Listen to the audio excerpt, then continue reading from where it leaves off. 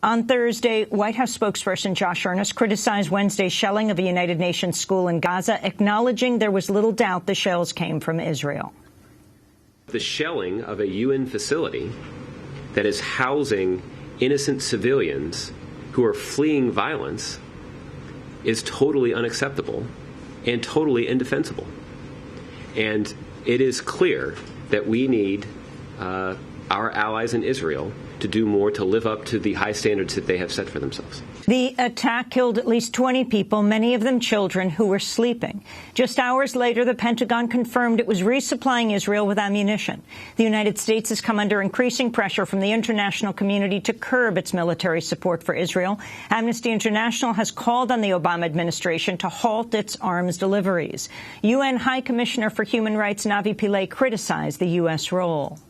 They have not only provided the heavy weaponry, which is now being used by Israel in Gaza, but they've also provided almost $1 billion in providing the iron domes to protect Israelis from the rocket attacks, but no such protection has been provided to Gazans against the shelling.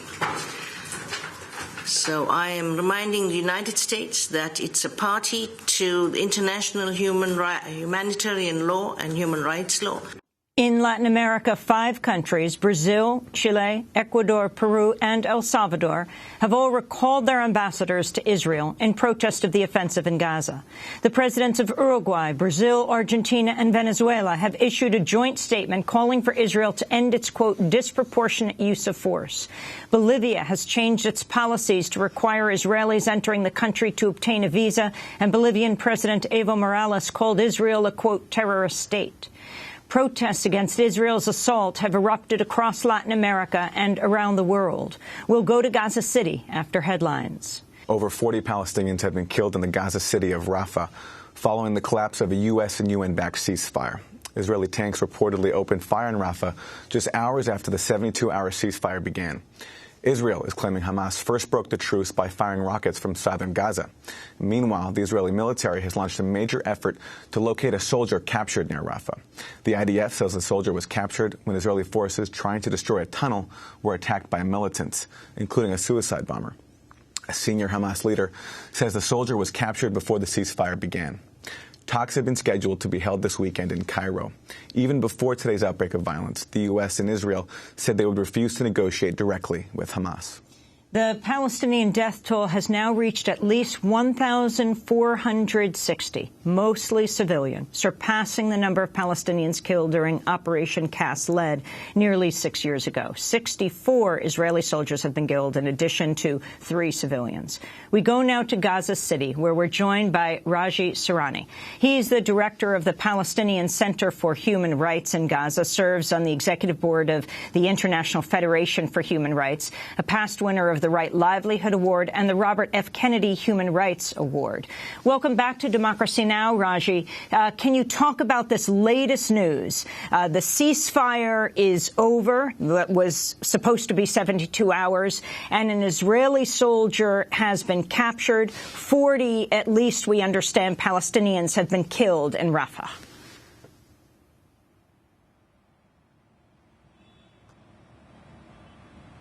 Thank you, Amy. Yes, situation is back again to square number one in Gaza. All over Gaza borders and inside the Gaza borders, there is firing by rockets, aeroplanes, gunboats, artillery, tanks, and business as usual as for the last 24 days. The Israelis launching their offensive all over the place. They get deeper in many other places. You can hear and feel that all over Gaza Strip, especially in the eastern northern part of it, especially focused on Rafah area. Except, I mean, like 1 hour, 1.5 hour, people were able to move with some journalists, I mean, to some areas in the eastern area of Khan Yunis, Shijaiya, but otherwise, I mean, nobody was able to go anywhere. In Khaza'a, after the ceasefire began at 8 o'clock, many corpses has been found and discovered in the streets of Shiza'a, Abasan, and in Zanna area. Many executions suspected to be happened, by the Israeli army for people, including, handicapped people, girls and boys. The destruction, massive. It's a crazy picture, very surrealistic. We never ever, realized something as such, can happen in such dense populated area in Gaza, filled with civilians. So practically no ceasefire. The offensive continue, the brutality, the war crimes happening against civilians. Israel says this was in retaliation of kidnapping an Israeli soldier by resistance. But actually, this had happened according to the resistance sources, who declared that early in the morning from some mosques in Rafah, 6:30. So resistance said this had happened before the ceasefire. That's why Israel tried to lie, and they feel they lost a lot by kidnapping this soldier, high-ranking soldier, as the resources of resistance say, and that's why they just got mad and they began to bombard all over the place again. Raji, we have Mohammed Omar on the phone with us, who's also in Gaza, the award-winning Palestinian journalist. He is from Gaza, and he's been closely following the developments there, his family there. Mohammed, what do you understand took place in Gaza? In Rafah, rather. Well, right now in Rafah, Amy, the situation is still deteriorating. There are at least about 90 people who are killed. The ambulance crew are unable to get into the area of Hay al-Salam and Hay al-Junaina. When we know about these areas, they're about 3 to 4 kilometers inside Rafah. And the people are trying to evacuate their homes, but unfortunately they're not allowed because of the constant bombings and the artillery shelling. The tank shells have reached many areas in this area. It's like shooting a barrel, basically, in a very closed and densely populated area in Rafah. Remember that Hay al-Salam is on the top of a hill, and you could see the rest of Rafah. You could see basically 170,000 inhabitants just in front of you, and you can just bomb them any moment you want, and that's what's happening. Most of the colleagues and journalists at Abu Yusuf in Najjar evacuated the hospital because the hospital has received the warning that it's going to be bombed.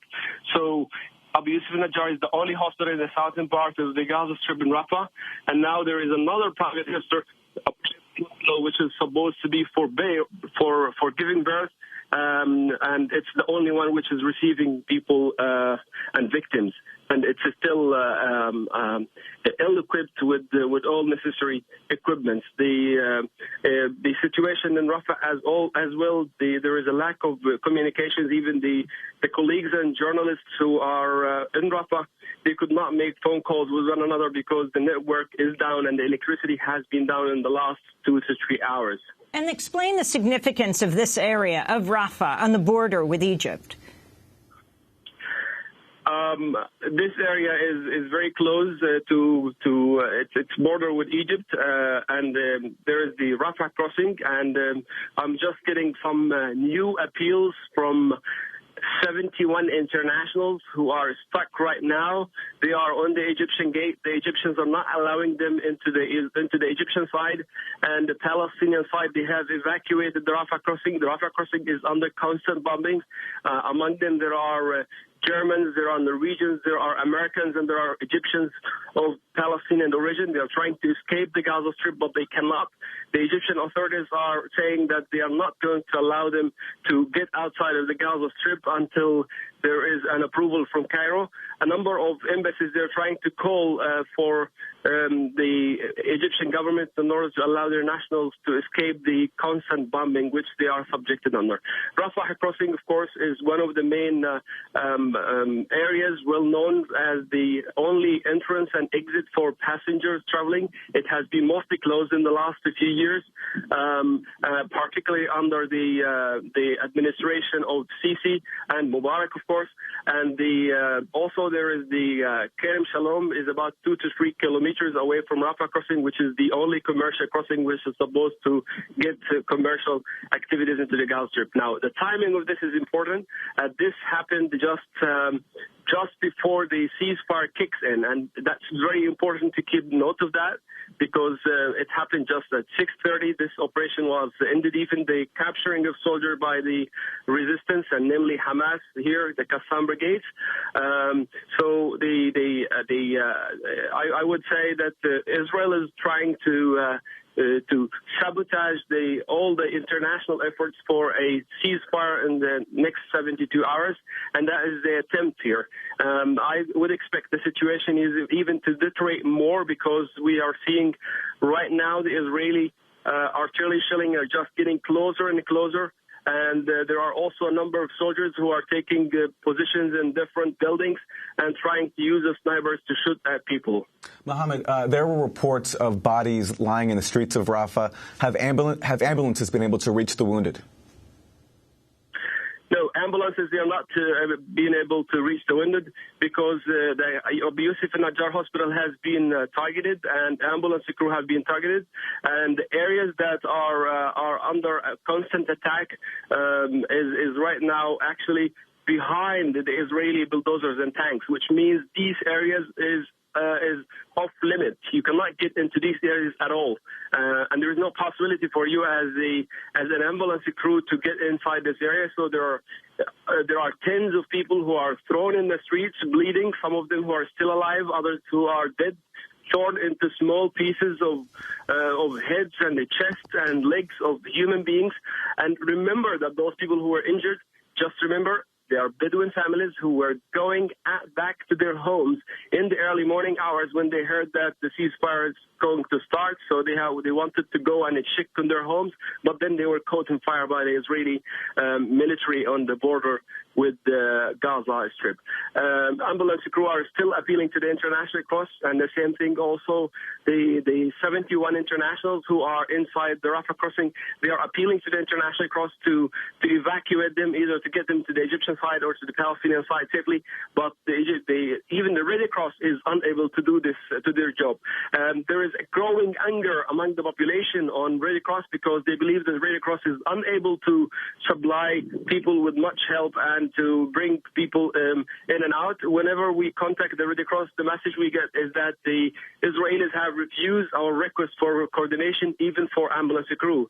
Just to get outside of Rafah a little bit and talk about over 25 bodies that were found in Gaza, and Gaza is to the east of Khan Yunis. That was one of the most horrifying scenes, to see human bodies eaten by animals.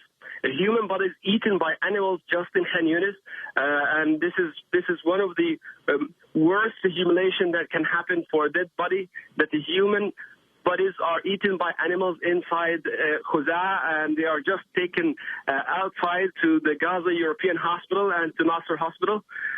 In the southern part of the Gaza Strip, all these hospitals are suffering that the situation is quite overwhelming. Mohammed Omar, we want to thank you for being with us, speaking to us from Gaza City, especially reporting on Rafah, where your family is from. I want to go back right now to Raji Sourani. Raji, the significance of the ceasefire being over.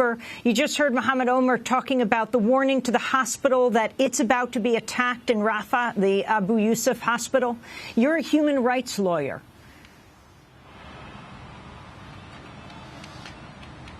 Israel, all the time, in the last 24 days, they targeted hospitals and UNRWA facilities where refugees are there. In hospitals, precisely, they bombed it, Shuhada al-Aqsa. They bombed the Wafa hospital as well.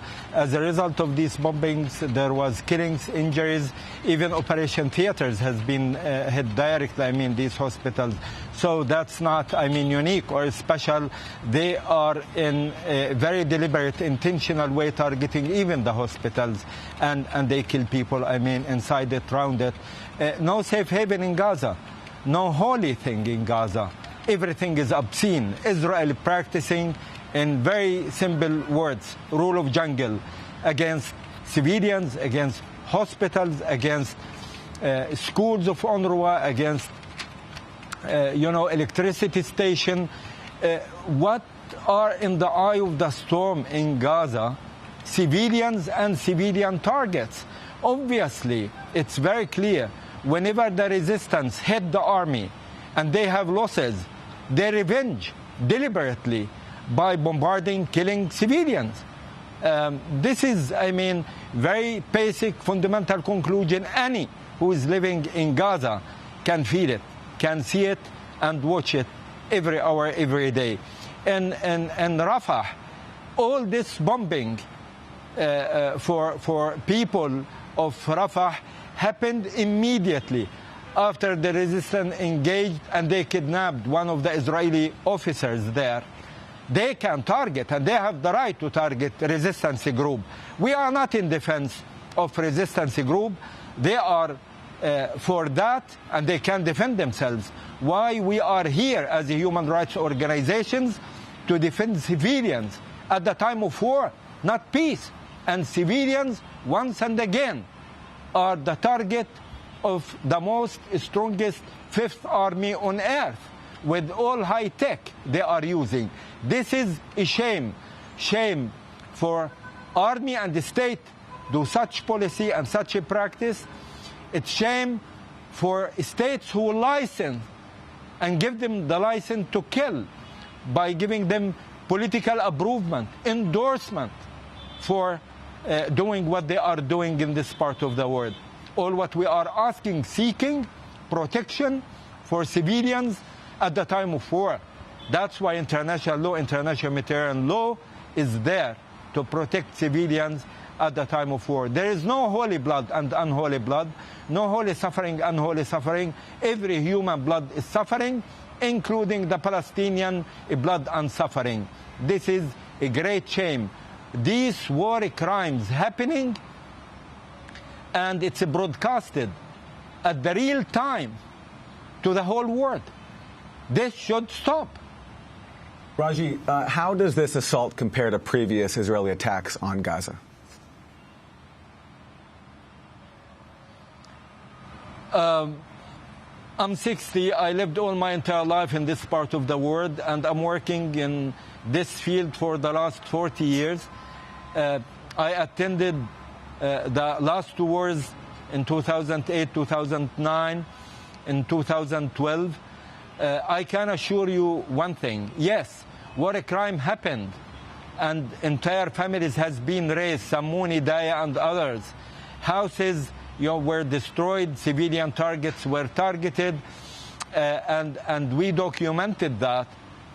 But the scale never, ever was in this level. It's obvious from day one that they are deliberately targeting civilians and civilian targets. It's different. We never, ever have entire areas like Shijaiya, like Khuza'a, like Zanna, like Beit Hanun, like Beit Lahiya razed. Doesn't exist anymore. Hundreds of bombs weighing 1 ton dropped on the head of the people while they are there. Israel recognized 40,000 tank shells as far has been bombarded.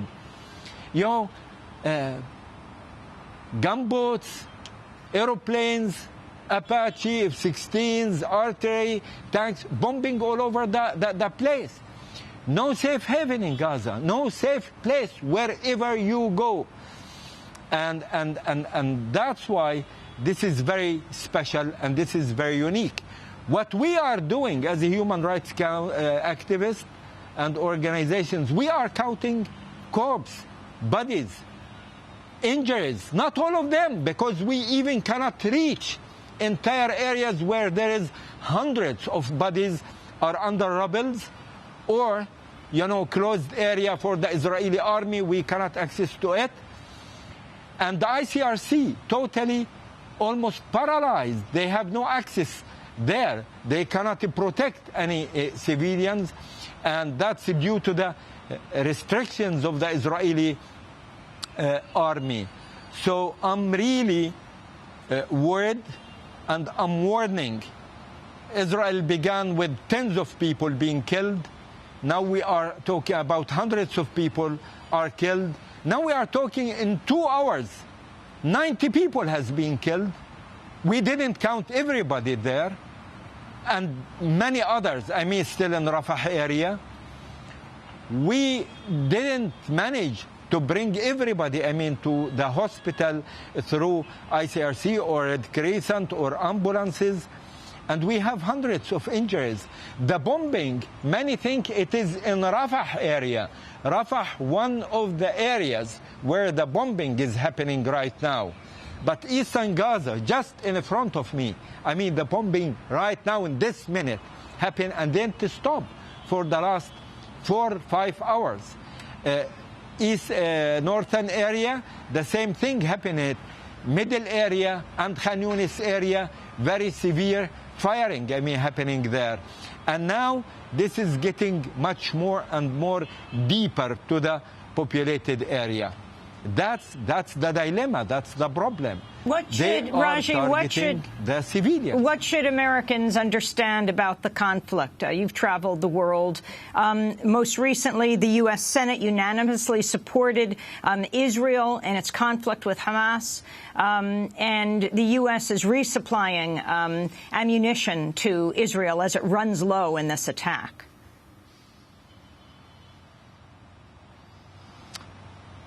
Simply, we are human beings. All what we are seeking, simple, freedom, end of occupation, rule of law. As simple as that. We think we deserve to be protected.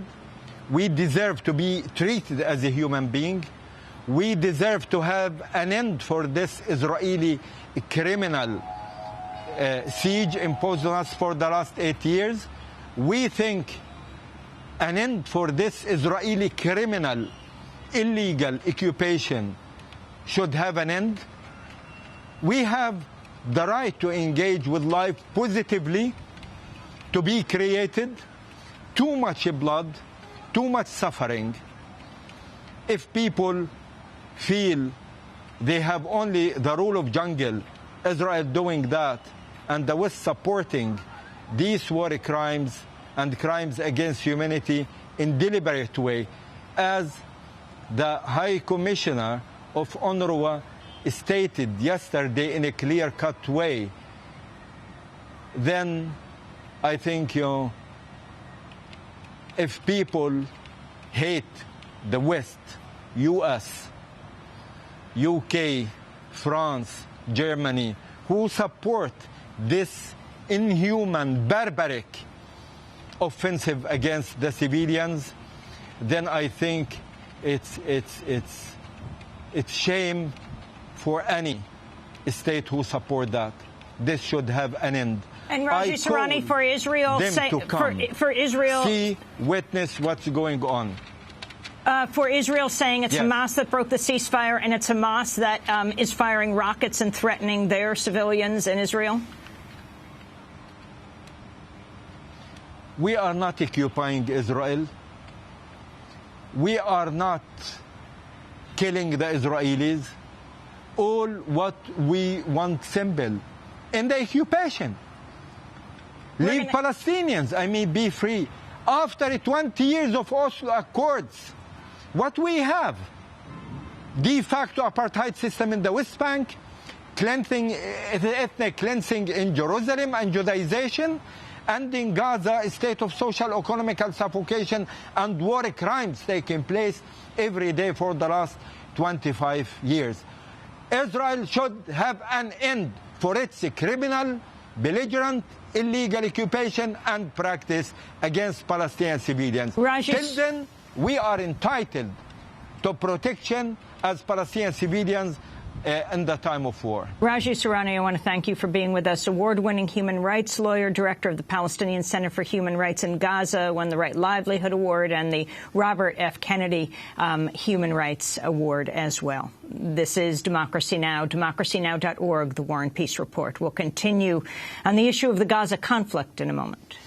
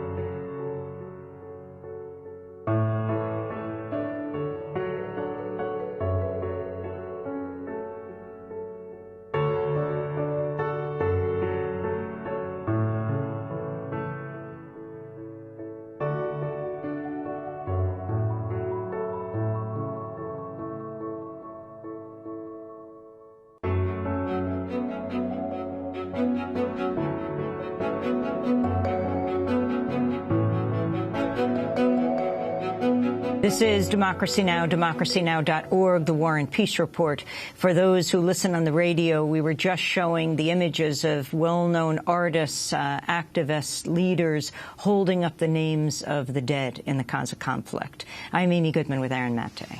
Well, the Gaza Health Ministry now says at least 50 Palestinians have been killed today in Gaza following the collapse of a U.S. and UN-backed ceasefire. Hamas and Israel each blaming the other side for violating the truce.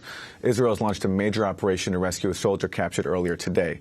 The IDF just identified the soldier as Second Lieutenant Hadar Golden.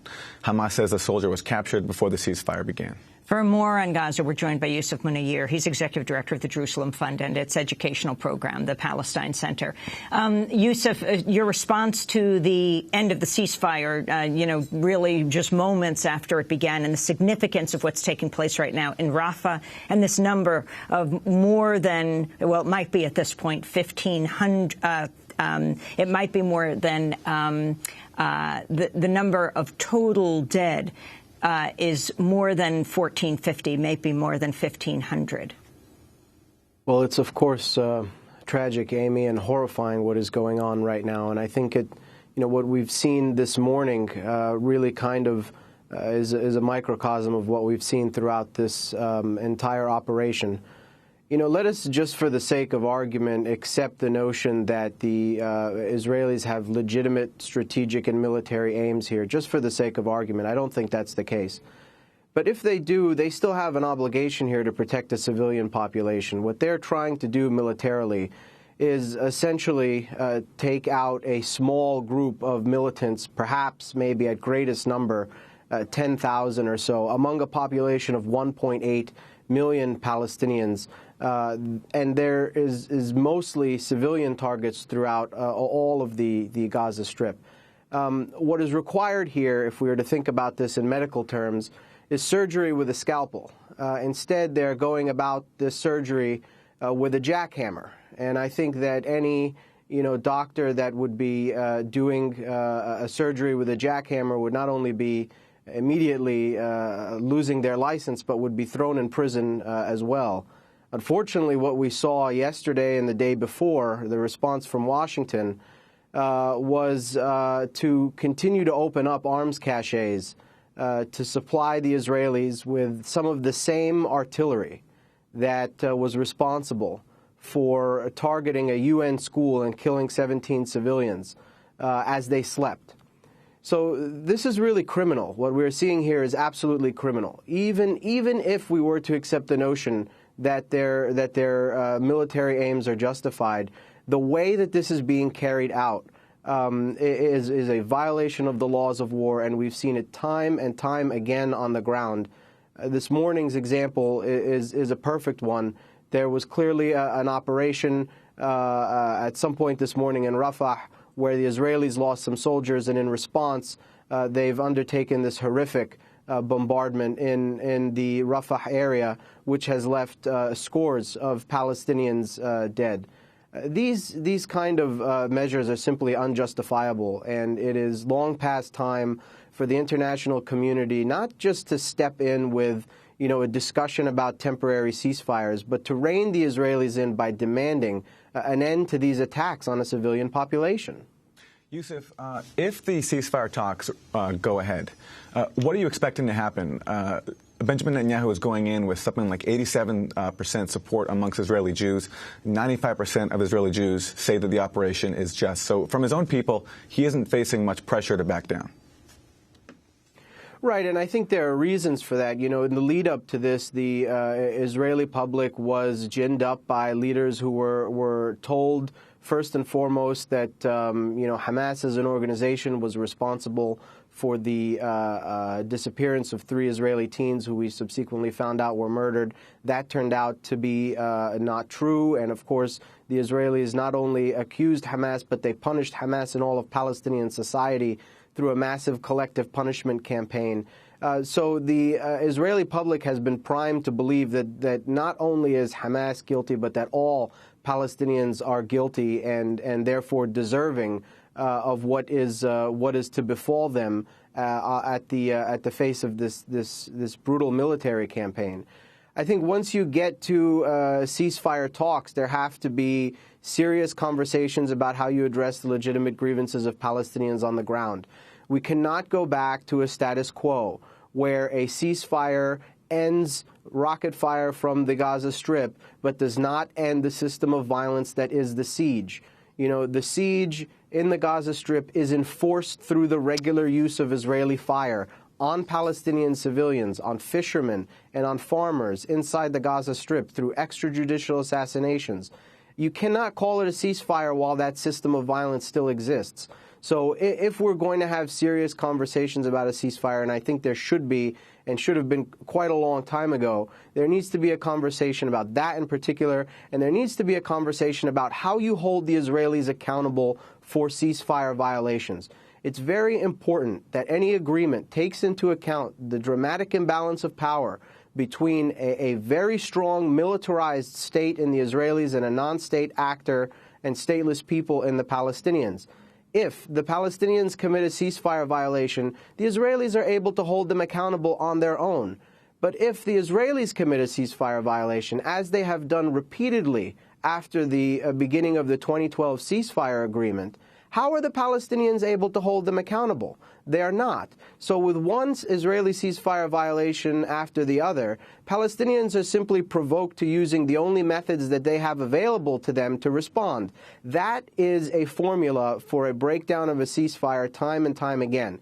So until you have accountability, particularly for the Israeli side, you're not going to have a sustainable ceasefire.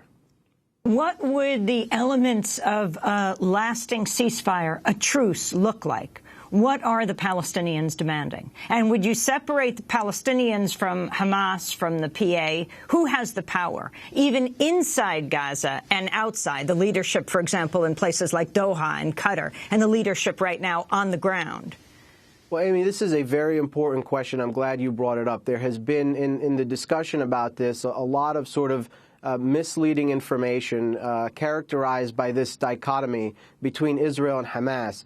The reality is the situation on the ground, it's not just Hamas that's involved in the militancy on the Palestinian side. Every single Palestinian faction, political faction that has a military wing, from Hamas to Fatah to Islamic Jihad to the Popular Resistance Committees, the Democratic and Popular Fronts for the Liberation of Palestine, a spectrum that spans from Islamists to nationalists to secularists to leftists, all of them are taking part in the militancy here. This is not a response by Hamas. This is a response by the Palestinian people to the attacks of an Israeli military occupation and siege on Palestinian society. This siege does not discriminate between members of factions. The bombs that are being dropped do not discriminate between young or old, let alone they discriminate between, members of this group or that. Palestinians today, I think, in the Gaza Strip are more united than ever before behind the idea that the siege has to come to an end, that they have suffered for far too long under a system of violence that collectively punishes 1.8 million civilians simply for a political aim, and that is not justifiable. So I think what they are asking for, what they are demanding, is that that siege come to an end, that they have the same rights, the same basic rights as everybody else would expect. And I think that the problem in the past has been, Palestinians have been confronted by a false choice. Either they are told, live on your knees, or if you're going to fight, you'll die standing. If that is the choice that they're presented with, time and again, they're going to choose to fight and die with dignity than live in humiliation and under subjugation of this occupation and siege. So that choice that these ceasefires in the past have presented to Palestinians, that has to change. We have to give them a different alternative here, one that recognizes their basic rights, as should have been the case long ago. Yousef Munir, I want to thank you for being with us, Executive Director of the Jerusalem Fund and its educational program, the Palestine Center. When we come back, Amnesty International has just issued a statement about the United States resupplying ammunition to Israel. And then we'll look at the CIA admitting they've been spying on Senate staffers. Stay with us.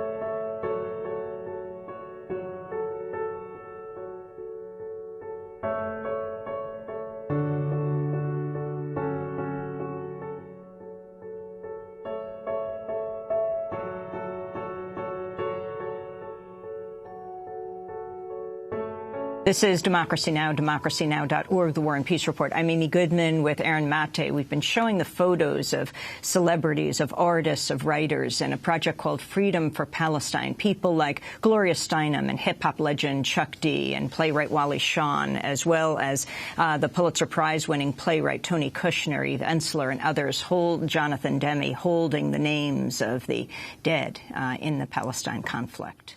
Aaron?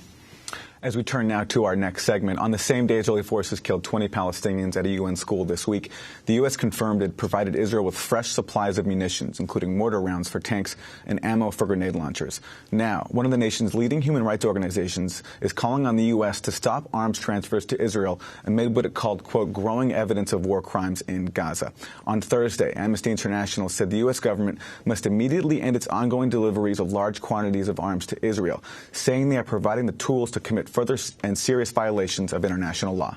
The United States is the largest exporter of military equipment to Israel by far. According to data made public by the U.S. government, its arms transfers to Israel from January to May in 2014 included nearly $27 million for rocket launchers, $9.3 million worth in parts of guided missiles, $762,000 for bombs, grenades, and munitions of war. Well, for more, we stay in Washington, D.C. with Sanjeev Berry, Director of Middle East North Africa Advocacy at Amnesty International. Sanjeev, welcome to Democracy Now! Can you talk about the statement Amnesty has just issued on this latest news of the U.S. resupply of ammunition for Israel as it runs low in the attack on Gaza? Absolutely, Amy. Thank you for having me on the show. Amnesty International is deeply concerned about the continuing shipments of weapons and arms by the U.S. government to the Israeli military. On the one hand, you have U.S. Secretary of State John Kerry talking about ceasefire proposals. On the other hand, the United States is allowing the Israeli military to restock on some of the very types of arms and weapons that it has used in what are likely to be war crimes in its conflict with Hamas and Palestinian armed groups. Well, Sanjeev, on Thursday, the UN High Commissioner for Human Rights, Nabi Pillay, criticized the U.S. for its role in the Israeli assault on Gaza. They have not only provided the heavy weaponry, which is now being used by Israel in Gaza. But they've also provided almost $1 billion in providing the Iron Domes to protect Israelis from the rocket attacks, but no such protection has been provided to Gazans against the shelling. So I am reminding the United States that it's a party to the international humanitarian law and human rights law. That's the UN High Commissioner for Human Rights, Navi Pillay. Sanjeev, the significance here of the UN's top rights official saying the U.S. could be implicated in these violations. That's a very important statement for the UN's top human rights official to make, and Amnesty International appreciates this kind of commentary from public international voices. It's high time that there be a UN arms embargo imposed on all of the parties to this conflict. And in the meantime, no individual country should be providing any weapons to anybody involved in the fighting, because each of the parties have demonstrated contempt and utter disregard for human rights, whether you're talking about the Israeli military and what are likely to be significant war crimes across the Gaza Strip through its indiscriminate strikes and shelling, whether you're talking about Hamas rockets being fired into Israel that are indiscriminate, or some of the other Palestinian armed groups. It's unconscionable for the U.S. to be supplying more weapons to Israel while simultaneously giving lip service to ceasefire talks. You are issuing a statement on the International Criminal Court. What is it today, Sanjeev?